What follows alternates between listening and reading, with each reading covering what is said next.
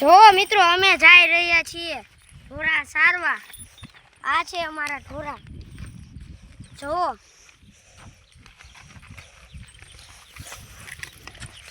બે નાની નાની પાડ્યું છે અને બે ભેંસ છે.